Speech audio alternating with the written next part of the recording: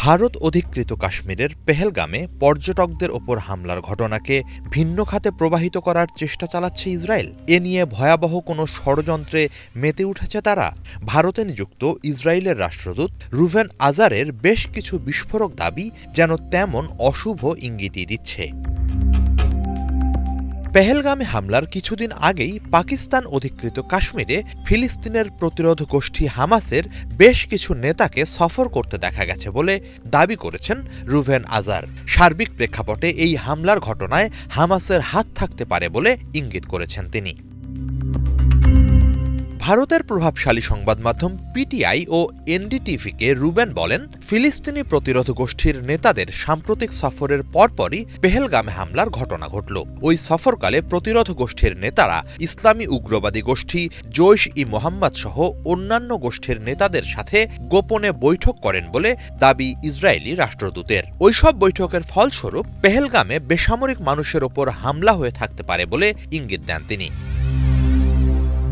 ভারতের দাবি, খোদ পাকিস্তান রাষ্ট্রই জৈশ-ই-মোহাম্মদ সহ অন্যান্য উগ্রবাদী গোষ্ঠীকে মদত দেয়। ওইসব গোষ্ঠী পেহেলগামে হামলার পেছনে জড়িত। দিন দিন পাকিস্তানের ইসলামী উগ্রবাদী গোষ্ঠীগুলোর সাথে ফিলিস্তিনি প্রতিরোধ গোষ্ঠীগুলোর যোগাযোগ ও সমন্বয় বাড়ছে দাবি করে ভারতে নিযুক্ত ইসরায়েলি রাষ্ট্রদূত বলেন, পেহেলগামে হামলার সঙ্গে 2023 সালের 7 অক্টোবর ইসরায়েলে ফিলিস্তিনি যোদ্ধাদের হামলার সাদৃশ্য রয়েছে। দুই ক্ষেত্রেই বেসামরিক পর্যটকদের নিশানা করেছে হামলাকারীরা। এর অর্থ উগ্রবাদী গোষ্ঠীগুলো একে অপরকে অনুসরণ করছে।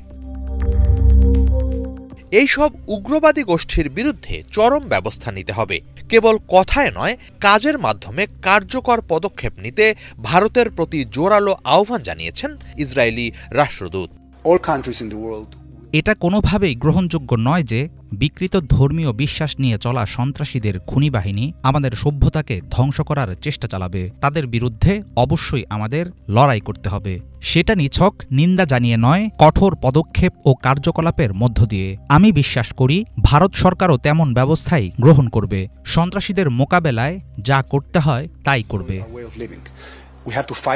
এদিকে ভারতের ইস্যুতে ইসরায়েলের এই অতি আগ্রহকে সরল চোখে দেখছেন না অনেক বিশ্লেষক। পেহেলগামে হামলায় ফিলিস্তিনি প্রতিরোধ গোষ্ঠীর সংশ্লিষ্টতা তৈরির চেষ্টাকেও সরলভাবে দেখার সুযোগ নেই বলছেন তারা। তাদের মতে সম্ভবত গাজায় যে নৃশংস নীতি গ্রহণ করা হয়েছে, ভারতকে কাশ্মীরেও সে ধরনের নীতি গ্রহণের ব্যাপারে ইন্ধন যোগানোর চেষ্টা চালাচ্ছে ইসরায়েল। ভারত সরকারকে কঠোর পদক্ষেপ নেয়ার আহ্বান জানানো যেন তারই ইশারা। বরাবরই দুই দেশের মধ্যে নীতিগত বিভিন্ন মিল লক্ষণীয়। গাজায় ইসরায়েলি নৃশংসতারও ঘোর সমর্থক ভারত। সব মিলিয়ে ইসরায়েল দ্বারা প্ররোচিত হয়ে সন্ত্রাসবাদ দমনের অজুহাতে ভারতের ক্ষমতাসীন হিন্দুত্ববাদী বিজেপি সরকার কাশ্মীরকে নতুন গাজায় পরিণত করার চেষ্টা চালাতে পারে, এমন আশঙ্কা উড়িয়ে দেয়া যায় না।